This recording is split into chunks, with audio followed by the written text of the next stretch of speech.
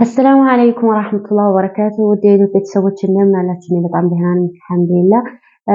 እንግዲህ ከአሁን በፊት የሴቶችን ተከታታይ የሴቶች ኮከብ ሴቶች ባህሪያቸው እንዴት ነው የሚለው የሁሉንም ኮከቦች ሰርቻለሁኝ።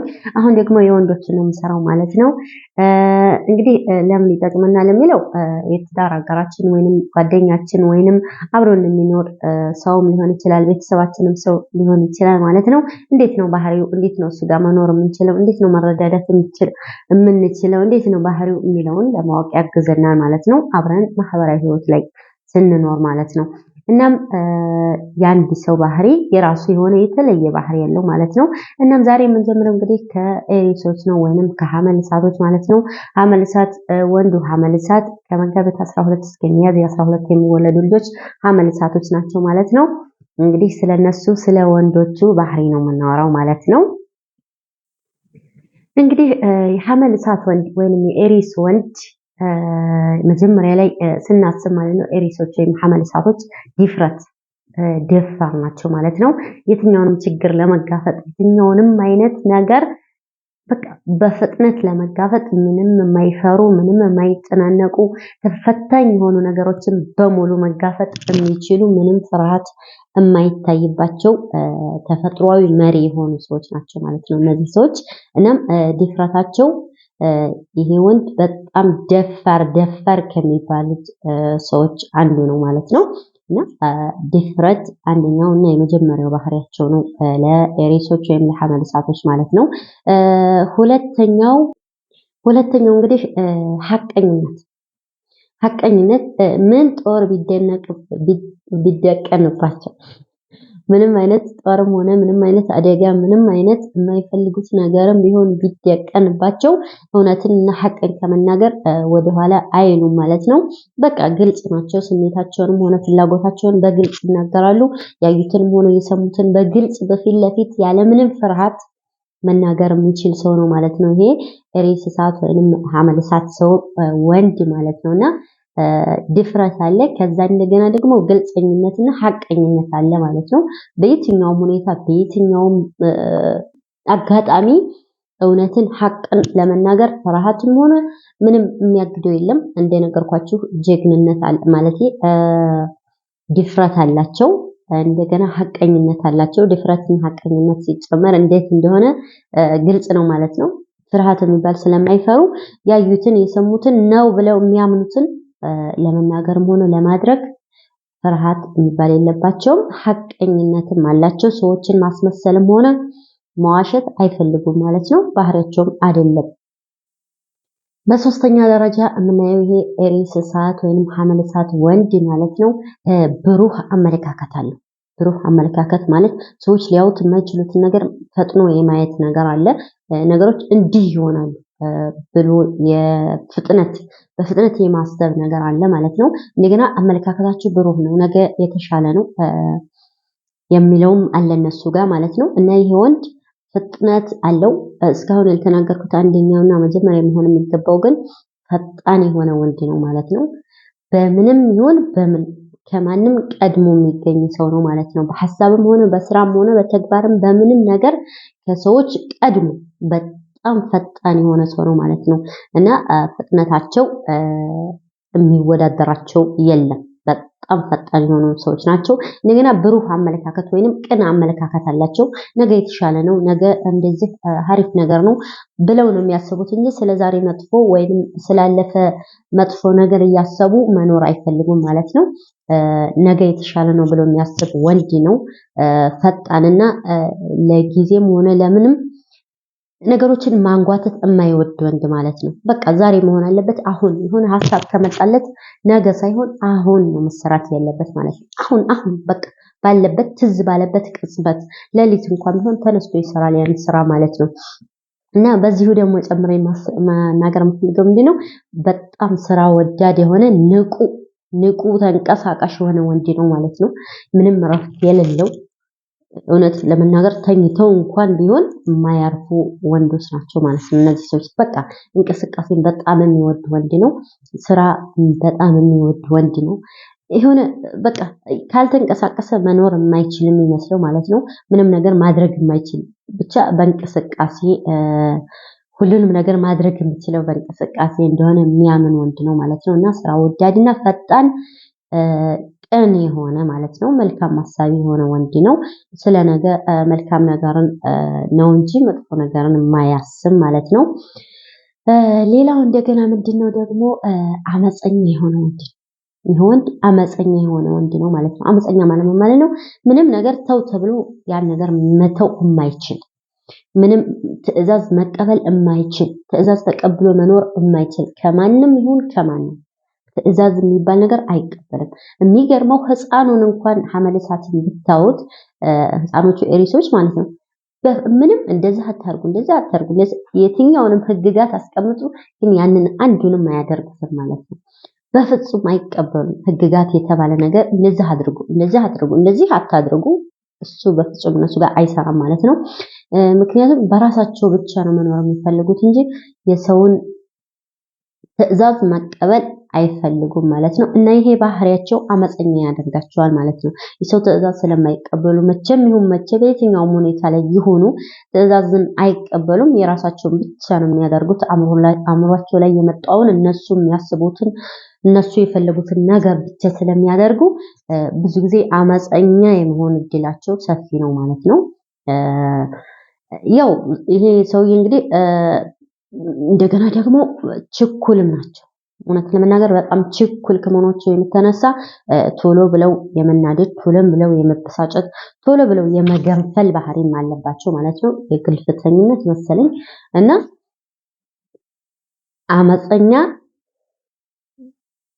አመፀኝነታቸው ብዙ ጊዜ ወጣ ያለ ነው ማለት ነው። ወጣ ያለ ነው። ነገሮችን ካለመቀበል፣ ትዕዛዛትን ካለመቀበል፣ ህግጋትን ካለማክበር አሁን ቤታቸው ሊሆን ይችላል፣ በትዳር ውስጥ ሊሆን ይችላል። አታምሹ፣ እንደዚህ አታድርጉ፣ ይሄ መጥፎ ነው፣ እንደዚህ አታድርጉ መባልን አይፈልጉም ማለት ነው። እና እነሱ በራሳቸው እነሱ ባሰመሩት መስመር እነሱ ልክ ነው ብለው በሚያምኑት ምናልባት ኋላ ያን ነገር ካደረጉ በኋላ ተጸጽተው ያን በራሳቸው ችግር ደርሶባቸው ሊመለሱ ይችላሉ። ግን ከሰው ሰምተው አይመለሱም ማለት ነው። ይሄ ዋናው ባህሪያቸው ነው። ብዙ ጊዜ የምታውቋቸውም በዚህ ባህሪያቸው ነው። ሌላው ባህሪያቸው ምንድነው? ይሄ ወንድ እንደገና ጀብደኝነት አለባቸው ማለት ነው። ምናልባት ጀብደኝነት ቅድም ካልኩት አመፀኛ ከሚለው ጋር የሚገናኝ አይደለም፣ ተቀራራቢ ሆኖ እንጂ ማለት ነው። ጀብድ እንዴት ነው? የሆነ ተስፋ አስቆራጭ የሆነ ውድድር እንኳን ቢገጥማቸው፣ ተስፋ አስቆራጭ የሆነ ትግል ቢገጥማቸውም ያን ነገር በፍጹም ተስፋ አይቆርጡም ማለት ነው። በቃ እናደርገዋል ብለው የሚገርመው ቀጭንም የሆኑ ምንም ሰውነት ሁሉ ላይኖራቸው ይችላል፣ ግን ከውስጣቸው የተለየ የታመቀ ኃይል አላቸው ውስጥ። ምክንያቱም የልብ ድፍረት የሚባለው ነገር ማለት ነው አላቸው እነሱ ጋር ምንም ቢሆን አይፈሩም። በቃ ያን ነገር ለማድረግ ጀብደኝነትን ብዙ ጊዜ ታውባቸዋላችሁ ማለት ነው። እናደርገዋለን የሚሉት አላደርግም የሚል ወንድ አታገኙም። በዚህ ወንዱ ሐመለ እሳት ነው ማለት ነው። እና ጀብደኝነት የሚለው ይመስለኛል በትክክል የሚገልጻቸው። የትኛውንም መሰናክሎች ማሸነፍ ይችላሉ። የትኛውንም እቅዳቸውን እነሱ የሆነ ነገር ካቀዱ ያን ነገር መጨረሻው ነገር ሳይደርሱ አይመለሱም ማለት ነው፣ አይተውም። ስለዚህ ይሄ ጀብዱ ያስብላቸዋል። ሌላው ምንድነው? በራስ መተማመን። ምናልባት ይሄ በራስ መተማመናቸው ከልክ ያለፈ ሆኖ ድክመት የሚሆንበትም አጋጣሚ አለ። ግን በራስ መተማመን ብዙ ጊዜ መልካም ባህሪ ነው። ሲበዛ ግን ከልክ ሲያልፍ ደግሞ መጥፎ ባህሪ የሚሆንበት አጋጣሚ አለ ማለት ነው። እና እነዚህ ሰዎች ከልክ ያለፈ በራስ መተማመን አላቸው ማለት ነው። በራስ መተማመናቸው ጥሩ ሆኖ እያለ ግን ትንሽ በዛ የሚልበት አጋጣሚ አለ። ይሄ ትንሽ ችግር ሊፈጥርባቸው ይችላል ማለት ነው። ግን በራስ መተማመናቸው ከምንም በላይ በቃ በራሳቸው ባላቸው ነገር እናደርጋለን፣ እንችላለን፣ እንሆናለን፣ እኛ ከማንም በላይ ነን እንደዚህ ብለው የራስ መተማመናቸው በጣም ሰፊ የሆኑ ወንዶች ናቸው ማለት ነው። እነዚህ ሐመለ እሳት ወንድ በራስ መተማመኑ ከፍ ያለ ነው ማለት ነው። ሌላው ባህሪያቸው ደግሞ ግትርነት እና ራስ ወዳድነት አለባቸው። ግትርነታቸው ያው ትዕዛዝን ካለመቀበል በሚለው ይሄዳል ማለት ነው። የሆነ ነገር ግትር እንደዚህ ነው ካሉ በቃ ምንም ይሁን በዛች ነገር አይመለሱም፣ መመለስ አይችሉም። በሐሳብም ሆነ በአስተያየትም ሆነ በምክርም ሆነ ይሄ አይቀበሉም ማለት ነው። ግትር ናቸው። የሆነ ነገር ሀሳብ ካላቸው በዛ ነገር ላይ ግትር ይላሉ። እንደገና ግዴለሽነት ለሰው ችግር ለሰው ጉዳይ ግዴለሽነት የሚታይባቸው አጋጣሚ አለ። ያም ምን ላይ መሰላችሁ? በእነሱ ላይ ከመጣ ነው። ለምሳሌ የእነሱና የሌላ ሰው ምርጫ ከሆነ የራሳቸውን ነው የሚቀበሉት ማለት ነው። ይሄ ደግሞ ስህተት አይደለም፣ ትክክል ነው ብዬ አምናለሁ እኔ በራሴ። ብዙ ሰዎችም እንደዚህ ነው ማድረግ ያለባቸው። ግን እና ይሄ ነገር መሰለኝ ብዙ ጊዜ ራስ ወዳድ ናቸው የሚባል አለ ማለት ነው። ራስ ወዳድ ነው ሐመል እሳት ራስ ወዳድ ነው። የራሱን ስሜት የራሱን ፍላጎት ያስቀድማል ከሌላ ማለት ነው። ግን እሱ ሳይኖር በሌሎች ብቻ ፍርድ ቢጠየቅ ፍትሃዊ ነው የሚሆነው፣ ምክንያቱም ሐቀኛ ነው ማለት ነው። ግን በራሱ ስሜት በራሱ ፍላጎት በሱ ከሆነ የራሱን ያስቀድማልና ራስ ወዳድ የሚባለው ከዚህ የመጣ ይመስለኛል። ሌላው ደግሞ ምንድነው? ትዕግስት ማጣት ነው። ትዕግስት ማጣት ከፍጥነታቸው የተነሳ ነው መሰለኝ። የሆነ ነገር ከመወሰናቸው ውሳኔያቸውም ሆነ ድርጊታቸው በሙሉ ቅደም ተከተል ሳይጠብቅ ነው የሚሆነው ማለት ነው። ምክንያቱም መጀመሪያ ይታሰባል፣ ከዛ እንደገና ወደ ውሳኔ ይኬዳል ማለት ነው። እነሱ ደግሞ መጀመሪያ ወስነው ነው በኋላ የሚያስቡት ማለት ነው። ምክንያቱም ይሄ ከፍጥነታቸው ይመስለኛል የሚመጣው እና ብዙ ጊዜ በውሳኔያቸው የሚጸጸትበት አጋጣሚዎች ይገኛሉ። ምክንያቱም ሳያስብ ነው የሚወስነው። የሆነ ነገር ወዲያውኑ በስሜቱ የመጣለትን ይወስናል። የማንንም አስተያየት አይቀበልም። ጊዜም የለውም ልላችሁ የፈለኩት እንደነገርኳችሁ በጣም ፈጣን ነው እና ለውሳኔ ይቸኩላል። ትዕግስት ያንሰዋል ማለት ነው። የትዕግስት ማጣት ችግር አለባቸው ብዙ ጊዜ። ከዛ ቀጥሎ ያለው ምንድነው? እንደገና ነፃነታቸውን አብዝተው የሚወዱ ሰዎች ናቸው። ነገሮች የተያያዙ ይመስላሉ ማለት ነው። ነፃነታቸውን የሚወዱ ሰዎች ናቸው። ትዕዛዝ ካለመቀበል ጋር ይካሄዳል። ለነፃነታቸው ብዙ ጊዜ ቦታ ይሰጣሉ ማለት ነው። ነፃነት ማለት ምንድነው ካላችሁን የሆነ የሚያጨናንቃቸው ነገር አይፈልጉም። ያው ትዕዛዝ የሚሰጣቸው አይፈልጉም እና የሆነ ብዙ ጊዜ ለነፃነት ክፍተት ይሰጣሉ። እነሱ ነፃነታቸውን ያስደስታቸዋል። ነፃነት የማያስደስተው ሰው የለም፣ ግን መብዛትና በማነስ ይለያዩ ይመስለኛል። እና እዚህ ጋር በዛ ያለ ነፃነት ፍላጎት አላቸው ማለት ነው። ሰው እንዲያጨናንቃቸው የቱ አላችሁ፣ የት ናችሁ፣ እንዴት ናችሁ የሚላቸው አይፈልግም ማለት ነው። ይሄ ወንድ እንግዲህ ባህሪው በትንሹ እነዚህን ይመስላል። አሁን ደግሞ የምናየው ምንድን ነው? ይሄ ወንድ በፍቅር ላይ እንዴት ነው የሚለውን ነው የምናየው ማለት ነው። በፍቅር ላይ እውነት ለመናገር ጥሩ አፍቃሪ የሆኑ ሰዎች ናቸው። ምንም መጀመሪያ ሲገቡ ምንንም አይተው አይገቡም ስላችሁ እንደነገርኳችሁ ፈጣን ናቸው። ነገሮች የሆነች ሴት አይተው ደስ ካለቻቸው ወዲያውኑ ጥያቄ ያቀርቡላታል ማለት ነው። ወዲያውኑ በቃ ወደድኩሽ፣ እንደዚህ ነሽና ተመችተሽኛል፣ አብረን እንሆን ወይም ላግባሽ ብለው ወዲያውኑ ነው ጥያቄ የሚያቀርቡላት ማለት ነው። እንዳዩዋት እንደወደዷት ነገ ዛሬ ወይም እንዴት ልጀምር እንዴት ልቸገር እያሉ እነሱ የሚቸገሩበት ምንም አይነት ምክንያት የላቸውም ማለት ነው። ከወደዱ ወዲያውኑ ነው የሚናገሩት። ትክክለኛ የተሰማቸውን ነው የሚናገሩት። ትክክል ነው አይደለም የሚለው ቀስ እያለ፣ ምክንያቱም የአንድ ሰው ስሜቱ ወዲያውኑ ማወቅ ይከብዳል። ለምሳሌ ዝም ብሎ ኖርማል ስሜት ሊሆን ይችላል፣ ከዛ ወይም የፍቅር ስሜት ሊሆን ይችላል እና ካፈቀሩ ወይንም ከወደዱ ወዲያውኑ ይናገራሉ። ግልጽ ናቸው። በፍቅር ላይ መጀመሪያ የመሰላቸውን በትክክል ነው የሚያደርሱት ለዛኛው ሰው ማለት ነው። ለዛኛው ሰው ስሜት አይጨነቁም። ያንኛው ሰው ይወደኛል አይወደኝም ብለው አያስቡም። ያንኛው ሰው ይፈልገኛል አይፈልገኝም ብለውም አይጨነቁም ማለት ነው። እነሱ ጋር ያለውን ትክክለኛ ስሜት ወስደው ያደርሳሉ። ያንን ሰው የመቀበል ያለመቀበል ሌላ ፍላጎት ነው። እንደገና ደግሞ ምንድነው ከወደዛኛው እንግዲህ እነዚህ ሐመል እሳት ወንዶች ማለት ነው ቶሎ እሺ የምትላቸውን ሴት አይፈልጉም። የምታስቸግራቸውን ሴት ይፈልጋሉ ማለት ነው። እምቢ የምትላቸውን ሴት ያስደስታቸዋል ማለት ነው። ምክንያቱም ትግል ይወዳሉ። ትግል በህይወታቸው ለነሱ ትልቅ ነገር ማለት ትግል ነው። በቃ በህይወታቸው ለገንዘብም ታግለው ነው፣ ለፍቅርም ታግለው ነው፣ በቃ ለደስታቸውም ታግለው፣ ለትንሽ ለትልቁ ታግለው ነው ማለት ነው። እና መታገል ያስደስታቸዋል። እንደነገርኳችሁ መንቀሳቀስ የሚፈልጉ ሰዎች ናቸው ማለት ነው። እና ቶሎ እሺ የምትል ሴት አትመቻቸው። ቶሎ እሺ ካሉ በቃ ምንም ሳይሰሩ ማሸነፍ አይፈልጉም፣ ሳይለፉ ማሸነፍ አይፈልጉም። እነሱ ለፍተው ብዙ ተቸግረው ማሸነፍ ነው የሚፈልጉት ማለት ነው። እና ቶሎ እሺ የምትል ሴት አይፈልጉም። የምታለፋቸውን በተቃራኒው የምታስቸግራቸውን ሴት ይወዳሉ ማለት ነው። ከዛ ቀጥሎ እንደገና ደግሞ ግልጽ የሆነች ሴት ይፈልጋሉ። እነሱ ግልጽ ናቸው። ትክክለኛ ግልጽ ስሜቷን የምትናገር ሴት ይፈልጋሉ ማለት ነው።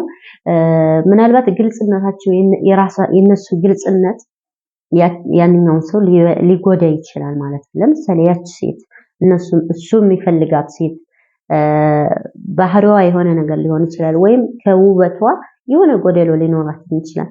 ያን ጎደሎዋን ይነግራታል እንደዚህ በግልጽ ማለት ነው። ምንም ሳይጨነቅም ሳይፈራም የጎዳም ሳይመስለው እና ብዙ ጊዜ በፍቅር የሚቸጋገሩት ይሄ ነገር ግልጽነታቸው ከልክ ያለፈ ይሆናል ማለት ነው። እንግዲህ ያንኛው ሰው አቀባበሉ ስሜታዊ ከሆነ ሊጎዳ ይችላል።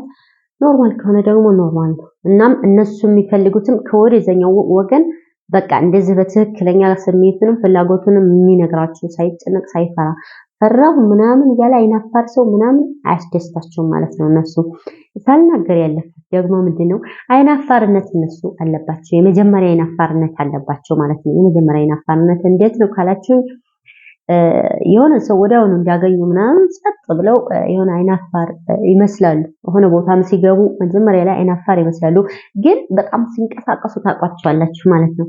ይህ ሰው በቃ ላለመታየትም ሆነ ላለባበሱ ምናምን በጣም ሲጨናነቅ ታውታላችሁ ማለት ነው። የሆነ በቃ የሚጨናነቅ በራስ መተማመን የሌለው ሰው ይመስላል መጀመሪያ ላይ ማለት ነው። ከዛ በኋላ ነው የምታገኙት ምን አይነት ደፋር እንደሆነ እና ይሄ ከበፊቱ ከባህሪው ራስቸው ያለፉት ነው፣ ሳልናገረው እንዳልፍ ብዬ ነው ማለት ነው። እና በፍቅር ዙሪያ ሌላው ምንድነው ደግሞ የምትታደስ ሴት ይፈልጋል ይህ ወንድ ማለት ነው። የምትታደስ ሴት እንዴት ነው ማለት ነው?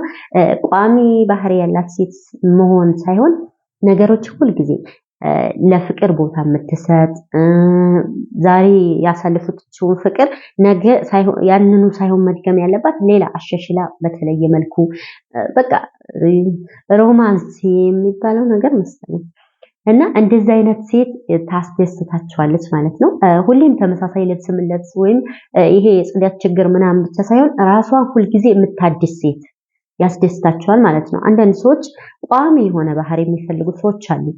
ይነሱ ደግሞ በተቃራኒ ቋሚ ነገር ሳይሆን የሚፈልጉት ዛሬ ሌላ ነገ ሌላ በቃ እንደዛ እንዲታደስላቸው ነገሮች እንዲታደሱላቸው ይፈልጋሉ ማለት ነው።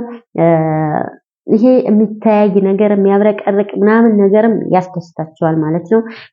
ያኔ እንዴት መሰላችሁ? አሁን ለምሳሌ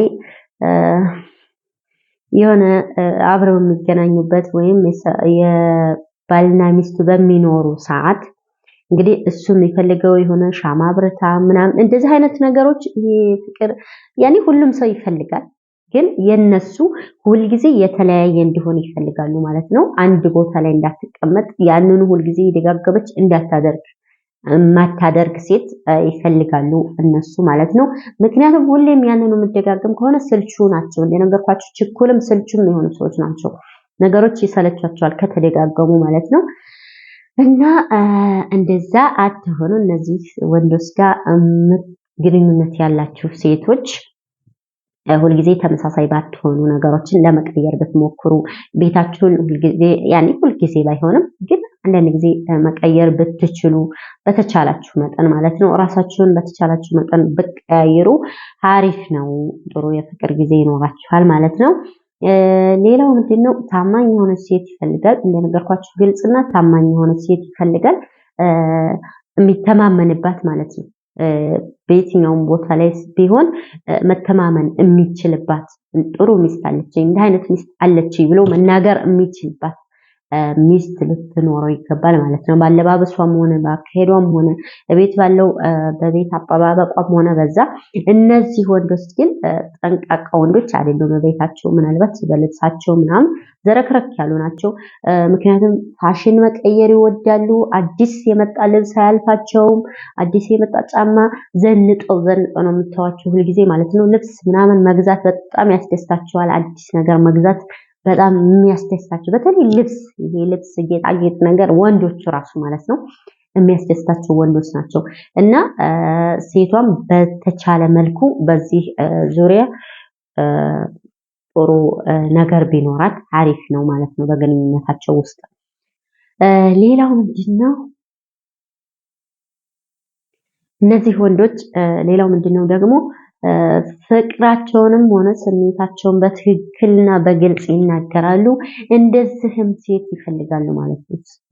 አይናፋር ሴት ሳይሆን የሚፈልጉት ፍቅሯን የምትገልጽላቸው ሴት፣ ስሜቷን የምትገልጽላቸው ሴት፣ በቃ የተሰማትን ነገር በሙሉ በግልጽ የምትናገርና ያለ ፍርሃት መኖር የምትችል ሴት ታስደስታቸዋለች ማለት ነው።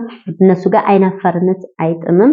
እነሱም አይናፋር አይደሉም በፍጹም። እንደነገርኳችሁ ትንሽ መጀመሪያ አካባቢ አይናፋር መስለው ታገኟቸዋላችሁ እንጂ ወደ ኋላ ስትገቡ ደፋር የምር ደፋር የሚለው ቃል ብቻ አይገልጻቸውም ማለት ነው። በቃ ካልሆነ ቦታው ሁሉ ታገኟቸዋላችሁ ማለት ነው። ምናልባት አንድ ሴት ካፈቀረ ለምን ቤተሰቦቿ ውስጥ አይሆን ሂዶ ያያታል፣ ሂዶ ያገኛታል፣ ሂዶ ያናግራታል ማለት ነው። በጣም ደፋር የሆነ ወንድ ነው ወንድ ማለት ነው። እና ግልጽ የሆነች ሴት ይፈልጋሉ። አብራቸውን እንድትኖር ደስ ብሏት እንድትኖር የምትፈልግ ሴት ግልጽ መሆን መቻል አለባት ማለት ነው። ስሜቷን በተረጋጋ መልኩ በስርዓት መግለጽ የምትችል መሆን አለባት ማለት ነው። እንደገና ለነገሮች ቶሎ ፈጥነው ውሳኔ ስለሚሰጡ ባታበሳጯቸው ማለት ነው።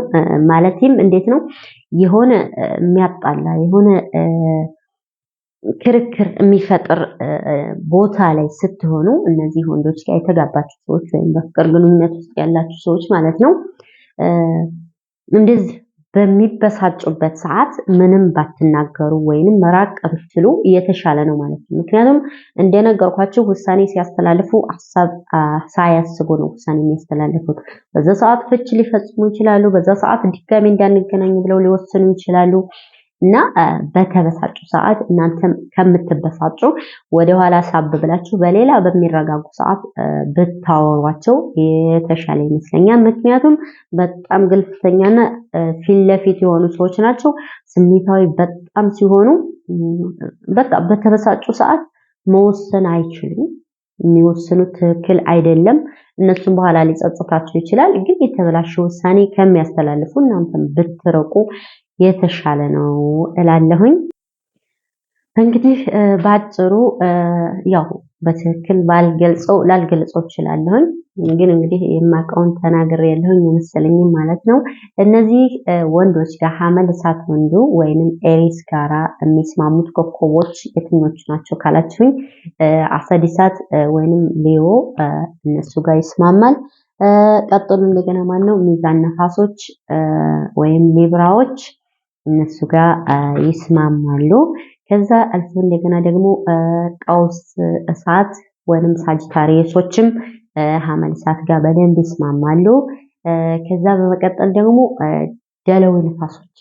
ደለዊ ንፋሶችም ከነሱ ጋር በፍቅርም ሆነ በትዳር ይስማማሉ ማለት ነው። እዛ ጋር ያለፍኩት አለ ደግሞ ሌላው ማነው ገውዝ ንፋስ ወይንም ጀሚኒዎችም ከነሱ ጋር ለትዳርም ሆነ ለፍቅር ይስማማሉ ማለት ነው።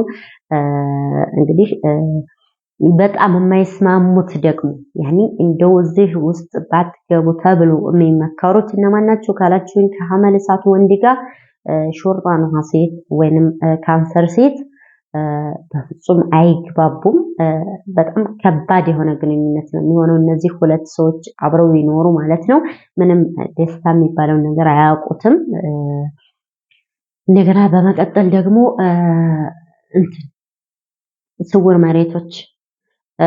ስውር መሬቶችም ጋር ያላቸው የፍቅር ግንኙነትም ሆነ በትዳር ውስጥ ከባድ ነው። ትንሽ በባህሪ በጣም የተራራቁ ስለሆኑ እነዚህም ሰዎች አይመከርም። ከዛ ባለፈ እንደገና ደግሞ ሆት ውሃዎች ወይንም ፓይሰስ ነው ፔሰሶች ጋርም እነሱ ጋርም አይግባቡም። እነሱ ጋርም ያለው ትዳርም ሆነ ፍቅር ትንሽ ከበድ ማለትም ብዙ መውረድን የሚፈልግ ነገር ነው። ዝቅ ማለትን ከሁለቱም ወገን ትዳርም ሆነ ፍቅር ትንሽ ዝቅ መባል አለበት። ግን ዝቅ ሳይሆን መባል ያለበት አንዱ ለአንዱ መኖር ሲችል ነው። የአንዱን ጎደሎ አንዱ መሙላት ሲችል ነው ማለት ነው። እና እነዚህ ኮከቦች ባይቀራረቡ ባይሆኑ ይመረጣል። ከሆኑ ደግሞ ከሁለታቸውም ዝቅ ማለት ያስፈልጋል ማለት ነው። እንግዲህ ለዛሬ ያዘጋጀሁት ይህን ይመስል ነበረ። ላይክ ማድረጋችሁና ሼር ማድረጋችሁን አትርሱም። በሌላ ቪዲዮ በቀጣይ በወንዶች እንደዚሁ እሰራለሁ ማለት ነው። በሌላ ቪዲዮ እስከምንገናኝ መልካም ጊዜ ይሁንላችሁ።